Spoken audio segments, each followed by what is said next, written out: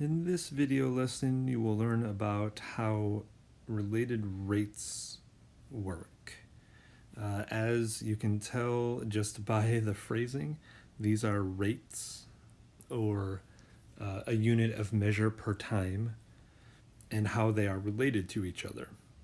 This is the first real application of derivatives, something that can be used outside of mathematics. In this video, you will learn about how the rate of some variable changes when knowledge of other rates of other variables in the same equation changes. Let's look at a couple of examples. So here you can see we have a equals pi r squared, and this is just the area of a circle is pi r squared. And let's say you could say something like the radius is increasing at a rate of 2 meters per minute.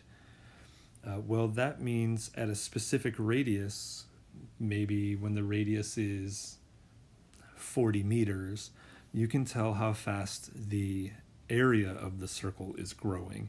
Or in this example, the volume of a cube is the side cubed.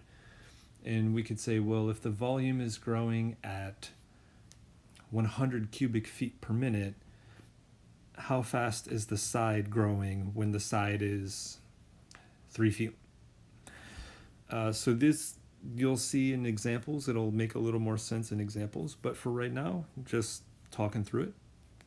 So when you're trying to compare the rates of how variables interact, implicit differentiation will be used.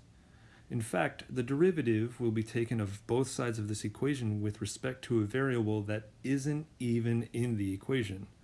The derivative gets taken with respect to t, aka time.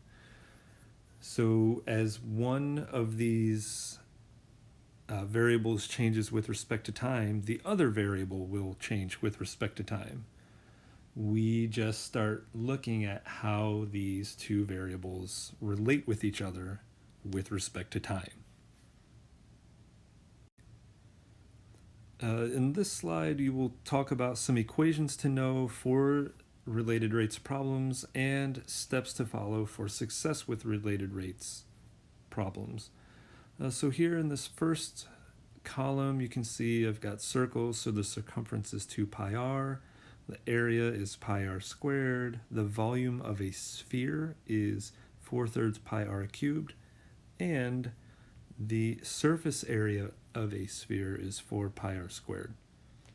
In this next column here, I have for squares that the perimeter of a square is 4 times the length of the side. The area is the side squared. The volume is the side cubed. And the surface area of a cube is 6s squared. And then some other equations that you'll need to know dealing with triangles anyway. The area of a triangle is 1/2 base times height. And down here, I don't know why I didn't list it next, a squared plus b squared equals c squared. This is the Pythagorean theorem where c is the hypotenuse. And then the volume of a cylinder is pi r squared h. That is the height of the cylinder times the area of the base, and we assume it is a circle, so pi r squared is the area of a circle. You can see that right over here. And then the volume of a cone is 1/3 pi r squared h. So it's almost the same as the volume of a cylinder. We just multiply it by 1/3. And now the steps to solve a related rates exercise. So as you can see, there are a few steps down here and needed to solve a related rates exercise. The first of which is to identify all given and unknown quantities. And along with that, you want to make a sketch and label it with those given and unknown quantities. It's almost like these first two steps can be grouped into one. Step 3, you want to write down an equation that relates all of the variables in the given sketch. 4, you'll differentiate the equation with respect to t, and that will involve using implicit differentiation. And then 5, you will want to substitute in the values that you know and solve for the unknown variable.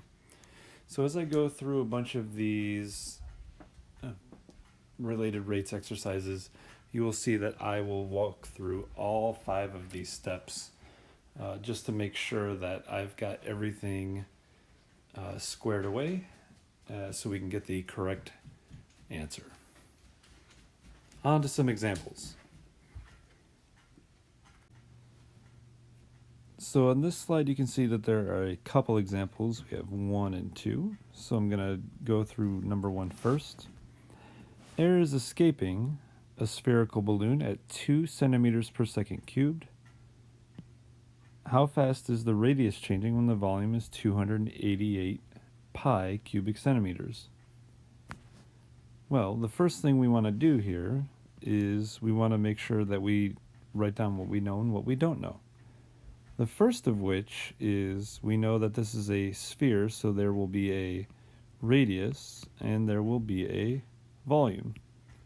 And we know that the volume here is in fact 288 pi cubic centimeters, and that the radius, well, we don't know what the radius is.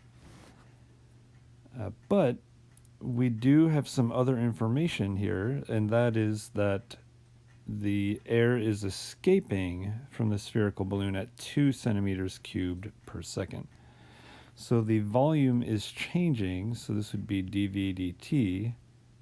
The volume is changing with time at a rate of 2 centimeters per second cubed. But not only is this 2 centimeters per second cubed, but when you read this, you can see that air is escaping a spherical balloon.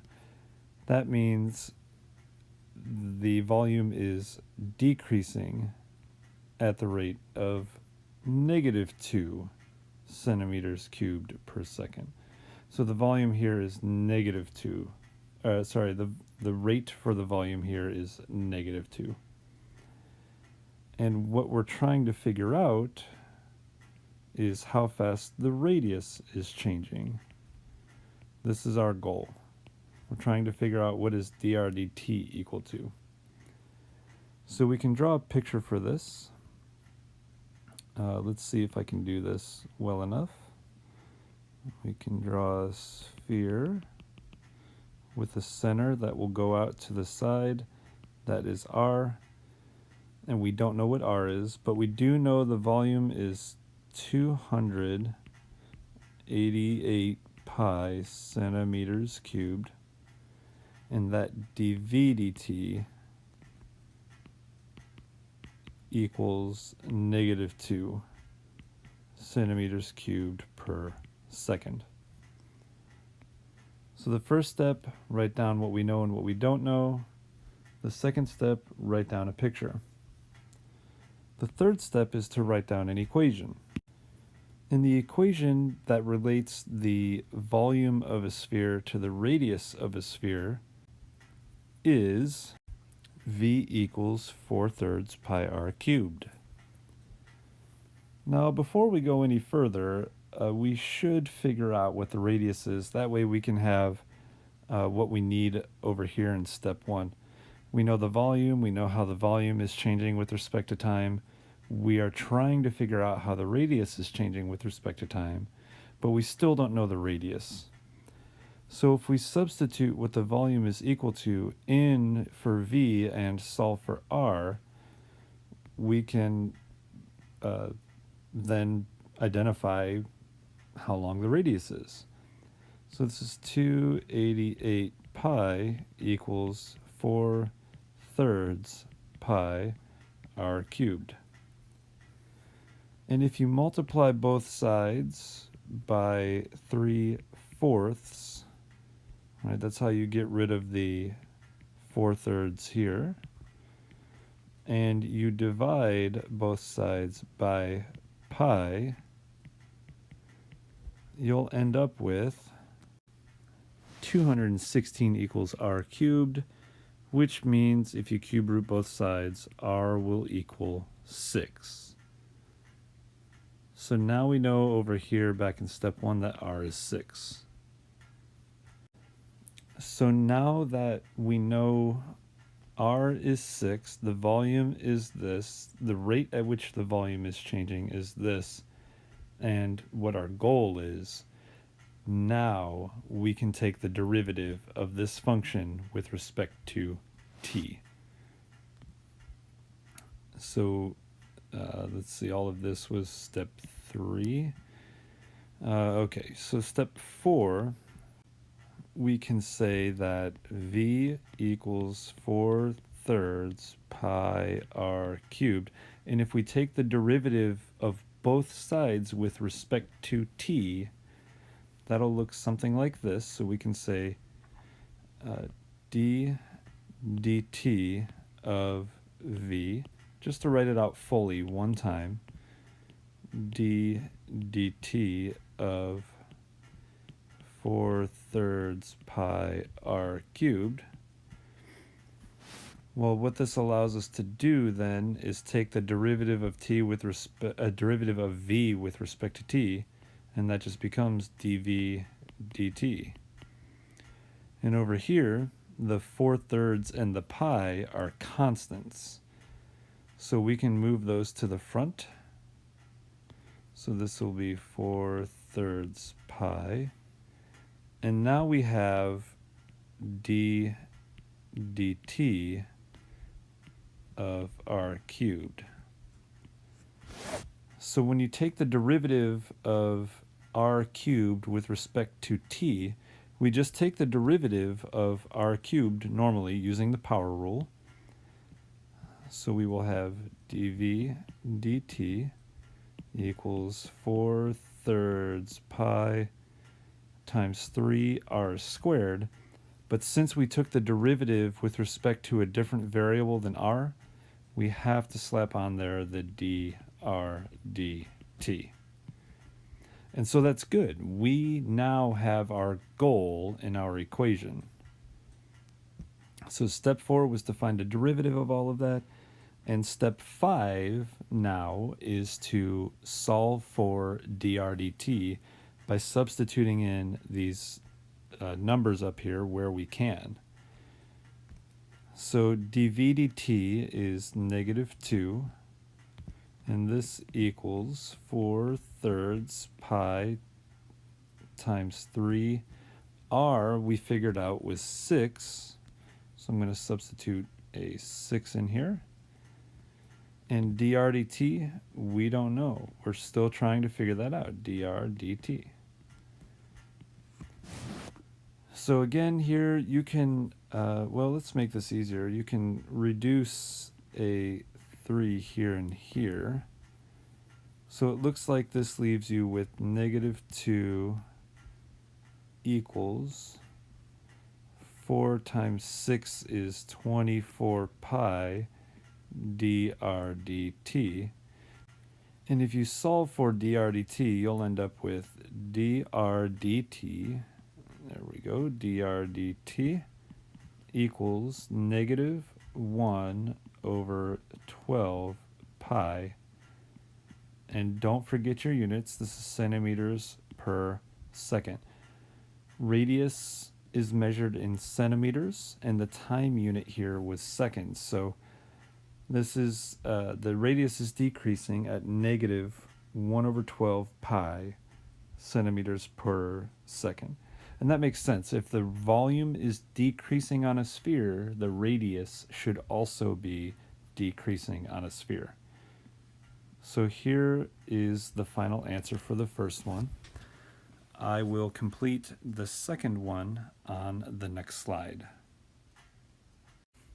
I'm not sure why I thought I could fit 2 of those on one slide, but here we go with the second example that was on the last slide. The radius of a circle is increasing at a rate of 5 centimeters per second.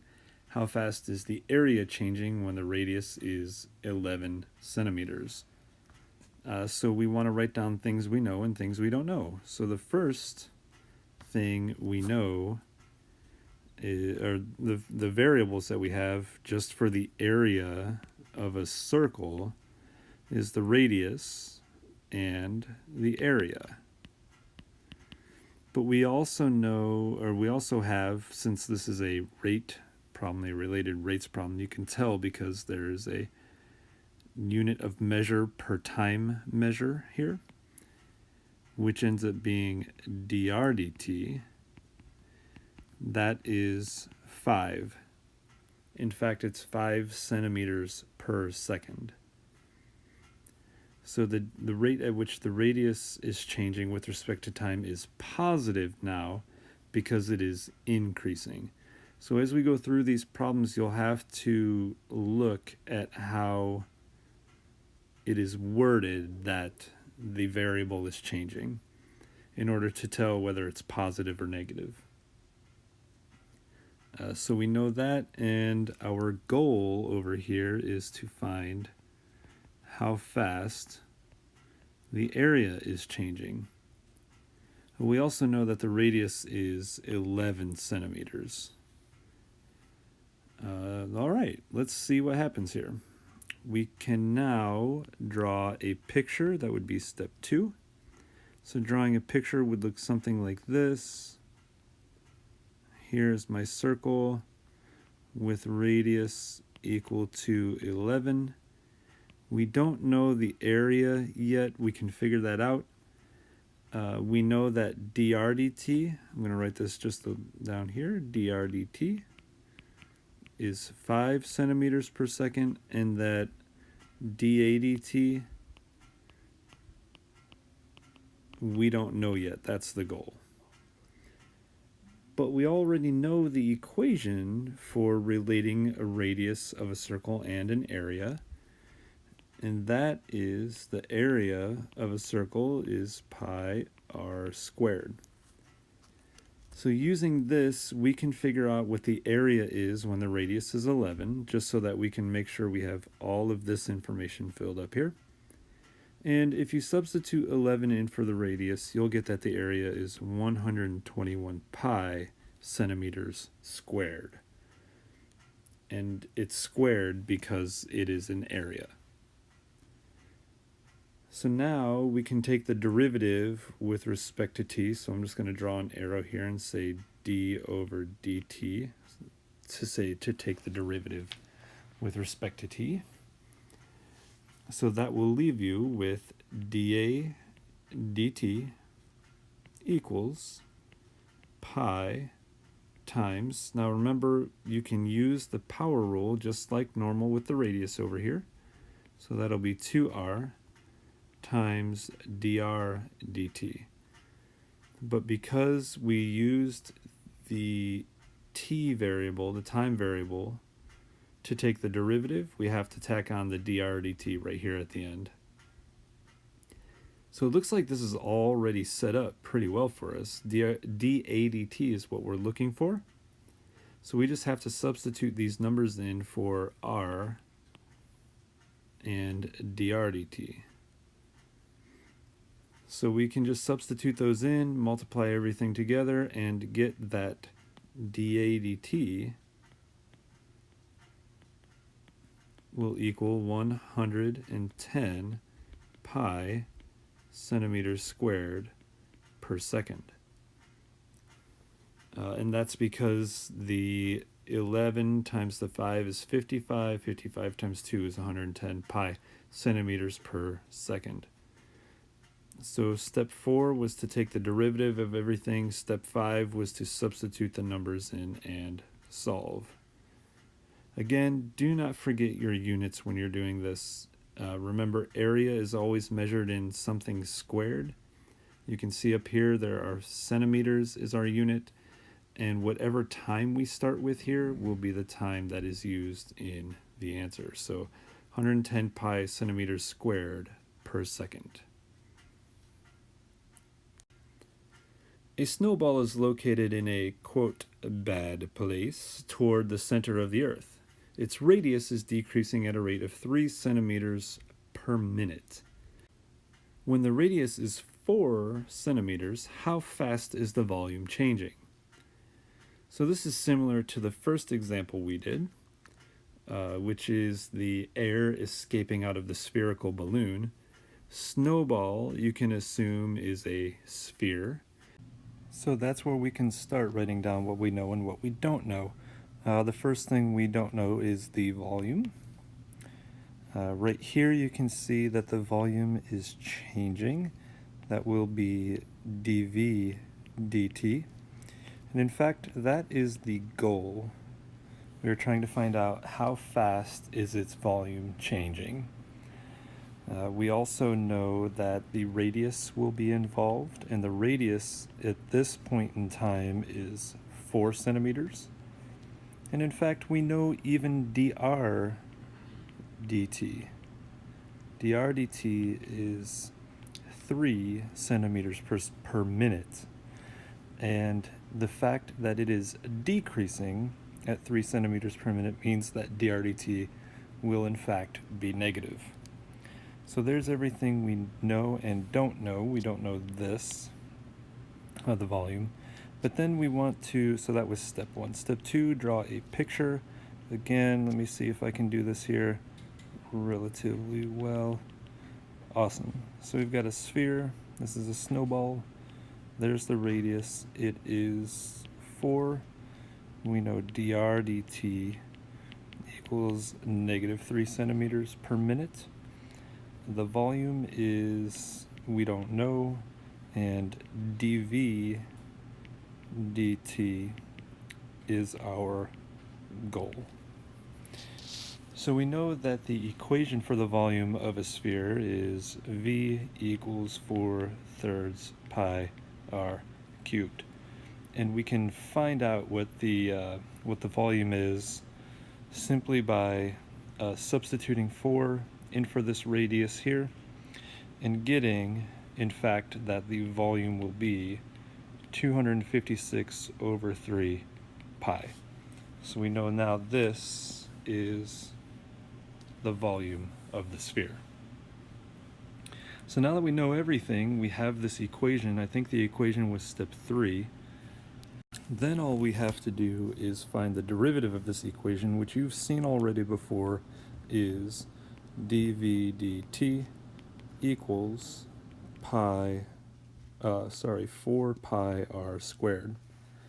So you can substitute the radius in here for r squared, and I'm forgetting the dr dt.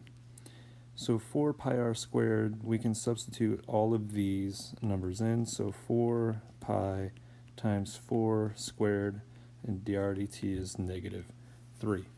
So here you have 4 times 16, that is 64. 64 times 3 is 192, and in fact this will be negative 192 pi, let's see, centimeters cubed per minute. And that is still equal to dV dt. So we found the derivative. That was step 4. Step 5 was to substitute everything in and get an answer. And so the answer is here. A funnel in the shape of an inverted cone is 30 centimeters tall and has a diameter across the top of 20 centimeters.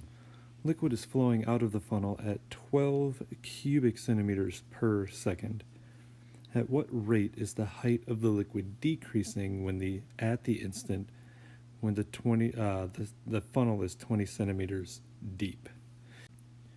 Well, the first thing we need to do is write down what we know and what we don't know. So we're looking for the rate at which the height of the liquid is decreasing at the rate. So we want to know dH dt. That is our goal.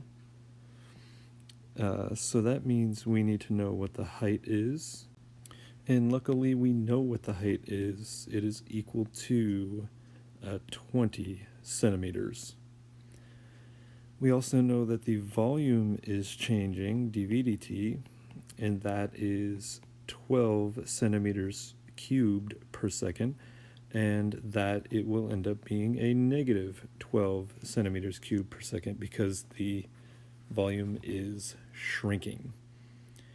And we don't know what the actual volume of the water is at that point in time. So that's probably something we'll have to figure out. So there's one.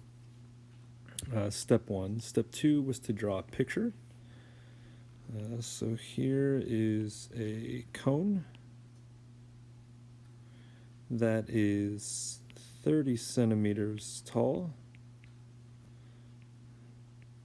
and is 20 centimeters wide at the top. And we know that the height of the water here, the actual water, is 20 centimeters.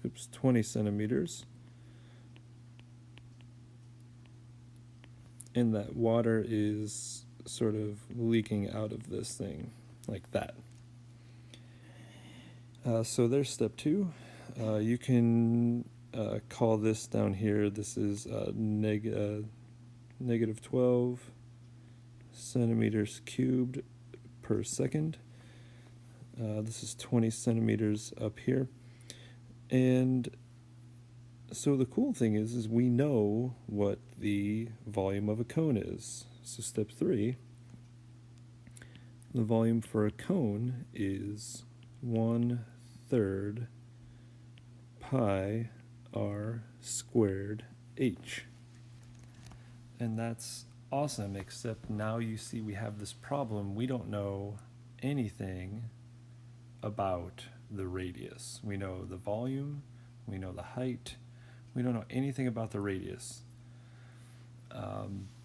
But if you notice over here in this picture that we drew, and the way the cross-section here of a cone works, is that when you look at the cross-section of this cone, it looks like an isosceles triangle, something like this.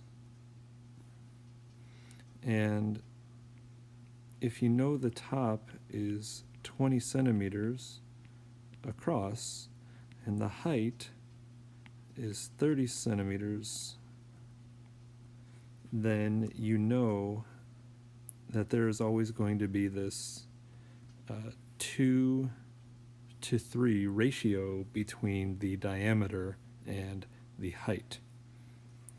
So something like this. The radius, or sorry, the diameter is always going to be 2/3 of the height.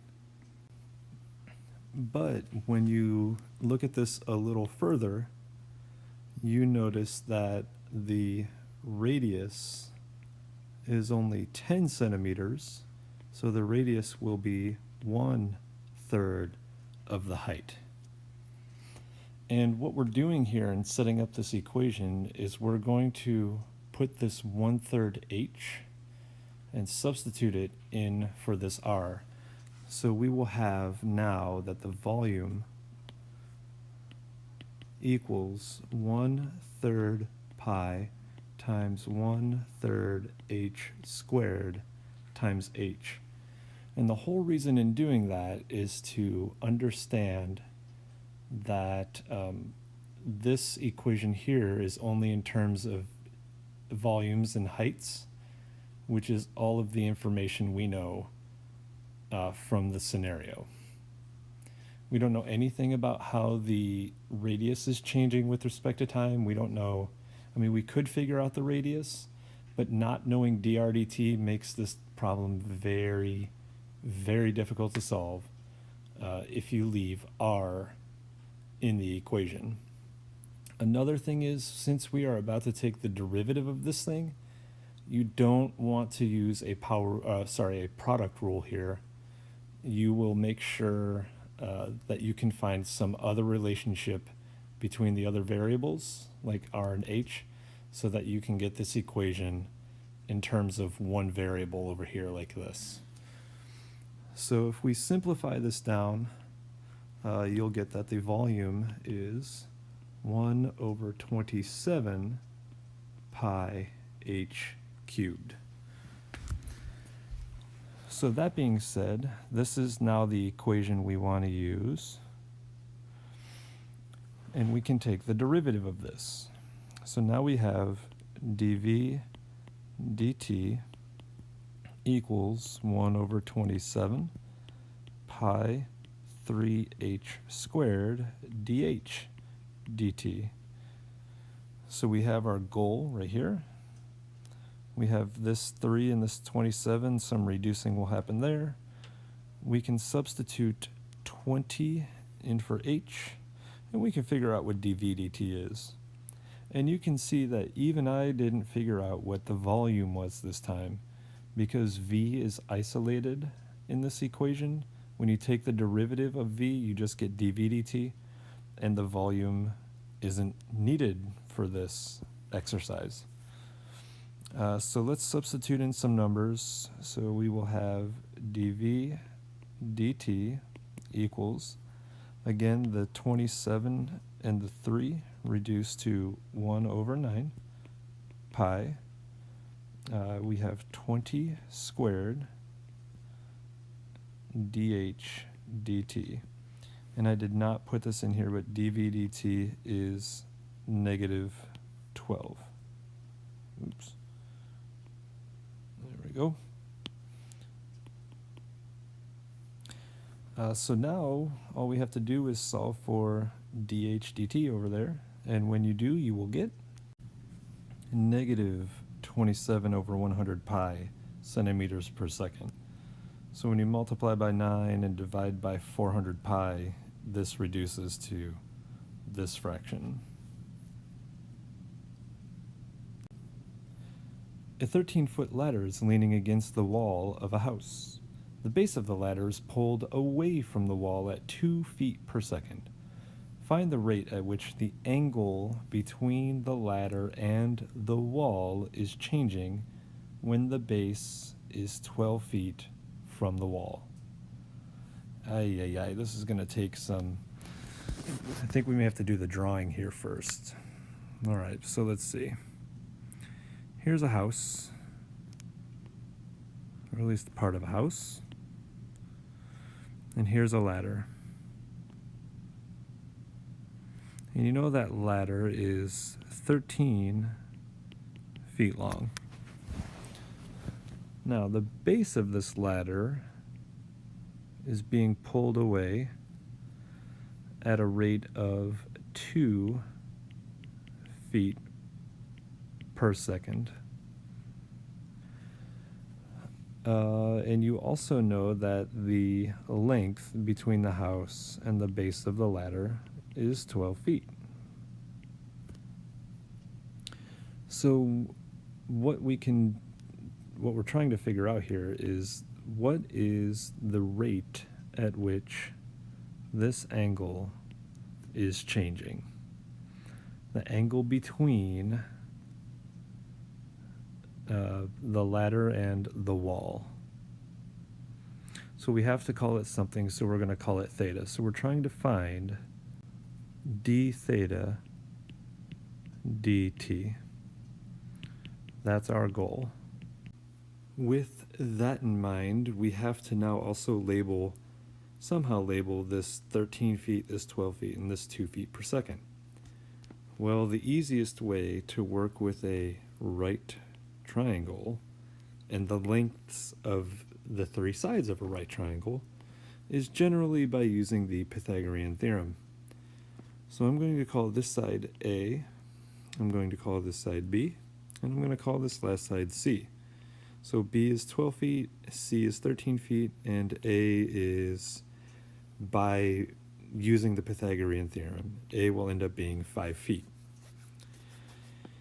All right, that being said, now we can start labeling some things here, like A equals 5, B equals 12, and in fact we know dB dt is 2 feet per second, and we know that is going to be a positive number because this distance is growing.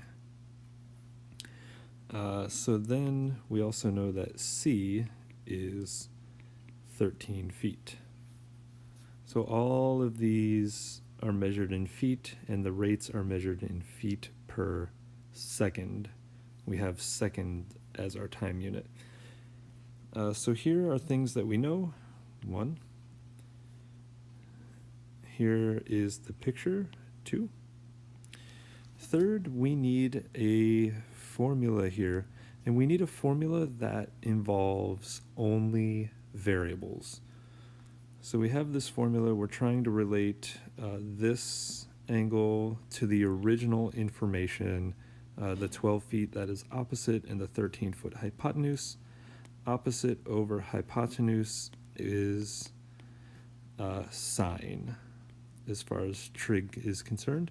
And so the opposite we call B, and the hypotenuse we call C. All right, so now that we have that, we can take the derivative of this. So 4, this is cosine theta d theta dt. Okay, good. Now we have that in our equation when we're finding the derivative there. And this will equal, oh man, didn't I just get done saying that you don't want to have a product or a quotient rule here? Well, the difference between this and the last example is that we know information here about B, dB dt, C, and that's a good enough start here. So if we take the derivative of that fraction, that is the quotient rule, denominator times the derivative of the numerator, awesome, dB dt, we know that, C, we know that, cool, minus B times dC dt. Well, let's see what happens here. And this is all over C squared. So let's see, we know C is 13, we know dB dt is 2, we know B is 12, but dC dt, that's how fast this length is changing. Well, this ladder is 13 feet long. It doesn't matter if the base is 12 feet from the ground or if the base is 1 foot from the ground. It's a 13-foot ladder the whole way through. So that means dC dt equals 0 because the length of the ladder does not change. So that's awesome. Now we know what dC dt is. And c squared, yeah, we know what that is. And the theta, well, we don't know theta, but we can figure out the cosine of theta. That is the adjacent over the hypotenuse. So the cosine of theta will just end up being 5 over 13. All right, so let's plug all of these numbers in here. So we will have 5 over 13 d theta dt equals C is 13, dB dt is 2, minus B is 12, dC dt is 0, all over C squared is 13 squared. All right, so that's nice. This whole second term becomes 0. It looks like after that you can reduce a 13 here with a 13 here. So that leaves you with a 5 over 13 d theta dt equals 2 over 13. And if you multiply by 13 over 5 to get rid of this fraction here, you can multiply this by 13 over 5. And you can see that finally d theta dt equals 2 over 5. And this brings up a really interesting question. What units do we use here? Well, we used feet, we used seconds, so at least I know we are supposed to have seconds here. But what is the measurement we use for theta, an angle measure? Well, it is radians. Think back to your pre-cal days. Radians is what we use now pretty much forevermore in mathematics to measure an angle. So here we have an answer, 2 over 5 radians per second.